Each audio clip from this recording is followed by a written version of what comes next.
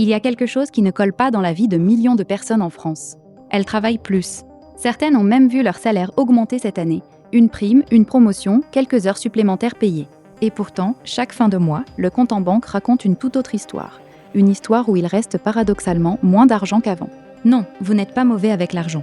Vous n'êtes pas du genre à claquer votre salaire dans des achats compulsifs sur un coup de tête, et ce n'est pas du tout le sujet de cette vidéo. Le vrai coupable ne fait jamais un gros retrait spectaculaire qui vous ferait bondir en consultant votre application bancaire. Il agit en silence, quelques euros à la fois, à travers des dizaines de petites habitudes tellement ancrées dans votre routine qu'elles sont devenues totalement invisibles à vos yeux. Alors on va faire un exercice ensemble. Pas d'influenceur qui vous filme depuis une villa avec vue sur mer, pas de millionnaire venu vous expliquer la vie avec sa Rolex. Juste une semaine parfaitement normale, celle de quelqu'un comme vous, avec un métier, des factures et zéro envie de se priver de tout. Et vous allez voir qu'avant même d'arriver au vendredi soir, plusieurs centaines d'euros se seront déjà volatilisés sans qu'un seul gros achat n'ait été fait. Pas de voyage, pas de meubles, rien. Et c'est justement parce que chacune de ces dépenses semble, prises séparément, complètement insignifiante, que votre cerveau les laisse passer sans lever le petit doigt. C'est cette illusion d'innocuité qui, année après année, vous empêche de construire quoi que ce soit de solide. Commençons par le lundi matin, l'archétype de la semaine française. Vous entrez dans le café en bas du bureau, vous prenez un café et une viennoiserie, ça fait 3,50 €, parfois 4. Rien de dramatique, sur le moment. Votre cerveau range immédiatement cette dépense dans la case « ce n'est rien ». Une case tellement pratique qu'elle sert à peu près pour tout le reste. Et c'est précisément là que se niche le problème. Ce petit rituel, répété chaque jour ouvré de l'année, représente en réalité entre 700 et 800 €. Pour une boisson dont le coût de revient, chez vous, avec votre propre machine, se compte en centimes. Et si vous aviez placé cet argent, ne serait-ce que sur un livret A, au lieu de le boire debout au comptoir, sur 10 ou 20 ans, on ne parle plus de centaines d'euros, mais de près de 20 000 €. Le café n'est pas le problème en soi, d'ailleurs personne ne vous demande d'arrêter d'en boire. Le vrai problème, c'est que personne ne vous a jamais montré la facture complète, celle qui s'étale sur 20 ans et pas sur une seule matinée. Midi arrive, la réunion a débordé, vous n'avez clairement pas le temps de descendre chercher à manger, alors vous ouvrez Uber Eats ou Deliveroo, comme des millions de Français chaque jour à la même heure. Vous pensez ne payer qu'un petit supplément raisonnable pour la commodité de la livraison. En réalité, ces plateformes ponctionnent entre 25 et 35% de commissions directement aux restaurateurs. Les restaurants ne peuvent absolument pas absorber une perte pareille sur leur marge déjà serrée. Alors ils gonflent artificiellement leur prix, mais uniquement sur l'application. Un plat à 16 ou 18 € en salle devient mystérieusement 23 à 25 € en ligne, alors qu'il sort exactement de la même cuisine, préparé par le même cuisinier dans les mêmes casseroles. Ajoutez à cela les frais de service et les frais de livraison qui s'affichent tout en bas, en tout petit, et 2 commandes par semaine suffisent à amputer votre budget de plusieurs centaines d'euros sur l'année, pour un plat que vous auriez payé nettement moins cher en marchant 3 minutes. Le soir, pour se changer les idées, vous sortez au restaurant avec des amis. Vous pensez, assez logiquement, que l'addition reflète le prix de la nourriture dans votre assiette. Les prix de la restauration ont effectivement augmenté d'environ 20% depuis 2019. Tout le monde a pu le constater. Mais ce ne sont pas les plats qui plombent réellement votre addition. Ce sont les liquides, discrètement glissés au milieu du menu. Un verre de vin qui coûte 2 € à produire au restaurateur vous est facturé entre 8 et 10 €. Et le café qui vient clôturer le repas, dont le coût de production est quasiment nul, dégage à lui seul la marge la plus spectaculaire de tout l'établissement, bien plus rentable que le plat principal que vous avez soigneusement choisi. Vous ne payez donc pas votre boisson à sa juste valeur. Vous financez la marge du restaurant dans des proportions qui n'ont plus rien à voir avec ce que cette boisson a coûté à produire. Le lendemain, coincé entre 2 rendez-vous, vous manquez cruellement de temps, alors vous filez au fast-food du coin. Vous pensez, par réflexe hérité des années 90, faire un repas pas cher et rapide.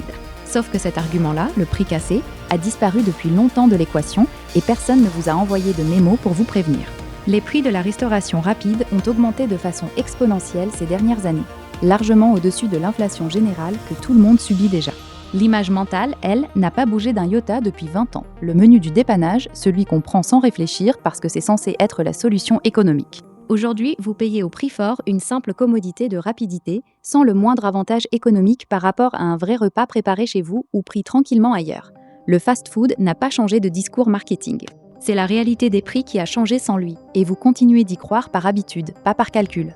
Ce même soir, votre téléphone commence à ramer, ou disons plutôt que vous vous en convainquez petit à petit en scrolling les publicités du dernier modèle et vous finissez par craquer. Les différences entre 2 générations consécutives, une batterie ou un appareil photo très légèrement amélioré sur le papier, sont devenues quasiment imperceptibles à l'usage réel au quotidien. Les fabricants poussent discrètement à l'achat en ralentissant les anciens modèles via des mises à jour logicielles et en rendant les réparations volontairement dissuasives, chères, compliquées, décourageantes. Un modèle reconditionné, d'une ou deux générations en arrière, vous offre pourtant exactement la même expérience de vie numérique, les mêmes applications, les mêmes photos, pour la moitié du prix affiché en vitrine. Le neuf n'achète pas une meilleure vie numérique, il achète surtout la satisfaction, très courte, de tenir l'objet le plus récent entre les mains. Une satisfaction qui s'évapore dès que le modèle suivant est annoncé. Et un nouveau modèle est toujours annoncé. Et on n'est pourtant qu'au mardi soir. Rien que sur ces 5 habitudes, café, livraison, restaurant, fast-food, téléphone, vous êtes déjà à plusieurs centaines d'euros envolés cette semaine, sans un seul gros achat. Alors, sincèrement, laquelle de ces dépenses vous a fait le plus tiquer en vous reconnaissant dedans? Le café du matin, la livraison du midi ou le fast-food du dépannage? Dites-le en commentaire et allez lire les réponses des autres, parce que ce ne sera pas toujours la même dépense qui revient, et franchement, ça en dit long sur la façon dont chacun se fait piéger, à sa manière. Vendredi, votre voiture actuelle commence à faire des siennes, alors vous décidez de passer à autre chose. Direction la concession, sourire aux lèvres, vous repartez fièrement avec un véhicule neuf, avec cette odeur de neuf qui ne trompe personne. Ce que le vendeur ne vous dira jamais spontanément, c'est qu'un véhicule à 30 000 euros perd entre 20 et 25% de sa valeur, soit 6 à 7 500 euros littéralement vaporisés dès la première année. Aux yeux du marché, dès que la voiture a quitté le parking et roulé quelques kilomètres, elle devient une simple occasion. La solution la plus rationnelle, même si elle est moins excitante, c'est d'acheter un véhicule de 2 ou 3 ans et de laisser le tout premier acheteur encaisser cette chute brutale à votre place pendant que vous récupérez une voiture quasiment neuve pour une fraction du prix. Et pendant que vous conduisez votre nouvelle voiture, qui vient déjà de perdre plusieurs milliers d'euros sur le papier, votre téléphone vous notifie tranquillement que Netflix, Amazon Prime et Disney+ ont tous les 3 été débités ce mois-ci, sans que vous ayez rien demandé, comme un abonnement fantôme qui revient chaque mois. En moyenne, un foyer français cumule 2,4 abonnements de streaming pour une facture qui dépasse 40 euros par mois, soit près de 500 euros par an, pour des contenus qu'il est de toute façon physiquement impossible de tous regarder en même temps, à moins de ne plus jamais dormir. La solution existe pourtant, et elle est d'une simplicité presque décevante, la rotation. Vous vous abonnez à un seul service à la fois, vous regardez ce que vous voulez voir, vous résiliez sans état d'âme, puis vous passez au suivant le mois d'après. Fini le besoin coûteux de tout avoir, tout de suite, sur tous les écrans. Mais la semaine n'est qu'un instantané. Derrière elle, il y a aussi des décisions plus lourdes, prises une seule fois, qui continuent de saigner en silence des mois plus tard.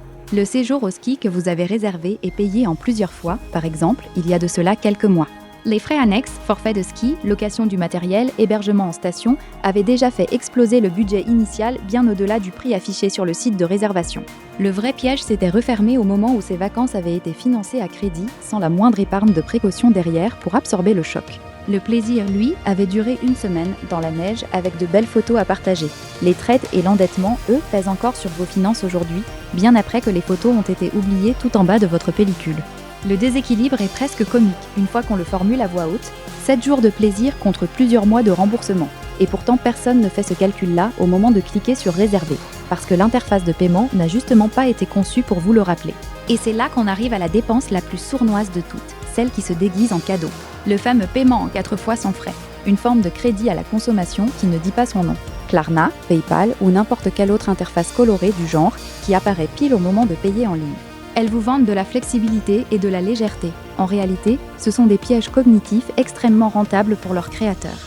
Votre cerveau se concentre exclusivement sur la petite mensualité affichée en gros, 50 euros, au lieu du prix total réel, 200 euros, ce qui vous pousse mécaniquement à acheter davantage que ce que vous auriez acheté en payant la totalité tout de suite au moment de sortir votre portefeuille. Et la rentabilité de ces services repose justement sur les utilisateurs qui ratent un paiement et qui accumulent, sans le vouloir, des frais de retard à répétition. En France, la part des dossiers de surendettement liés à ce système est passée de 1% en 2022 à 17% en 2024, une explosion en seulement 2 ans. Près de 4 Français sur 10 utilisent aujourd'hui ce genre de service, souvent sans même réaliser à quel point ils modifient leur façon d'acheter. Et justement, ce samedi-là, un passage obligé au supermarché, chariot à la main. Vous prenez, sans même y penser une seconde, les grandes marques que vous connaissez depuis l'enfance, celles dont le jingle publicitaire tourne encore dans votre tête. Vous pensez acheter la qualité, presque par réflexe de sécurité. L'écart de prix entre une grande marque et une marque de distributeur se situe pourtant entre 20 et 35%, et peut grimper jusqu'à 50% sur l'entrée de gamme, pour des compositions très souvent identiques. Cette différence de prix ne finance absolument pas une meilleure recette ou de meilleurs ingrédients. Elle rembourse des décennies de campagnes publicitaires soigneusement construites, dont la facture vous est présentée à chaque passage en caisse, sans que vous ayez jamais rien signé pour ça. Aucune de ces dépenses n'est une erreur si elle est choisie les yeux ouverts. Le vrai danger n'a jamais été la dépense elle-même, c'est l'automatisme qui l'entoure. Et voici ce qu'on ne vous dit jamais dans aucune publicité. Toutes ces applications de livraison, ces écrans de paiement en plusieurs fois, ces packagings de grandes marques soigneusement pensés, ces vitrines de concessions automobiles éclairées au bon moment, n'ont absolument rien de neutre ni d'accidentel. Ils ont été imaginés, testés, ajustés au millimètre par des équipes entières de professionnels dont l'unique métier, chaque jour, est de rendre votre acte de dépenser aussi fluide et aussi indolore que possible, presque sans friction. Cette personne qui, un soir comme celui-là, regarde son compte en banque et ne comprend absolument pas où est passé son argent de la semaine, n'a pas mal géré son budget. Sa semaine a été gérée minutieusement, à sa place, par des dizaines de gens dont elle ignorait jusqu'à l'existence.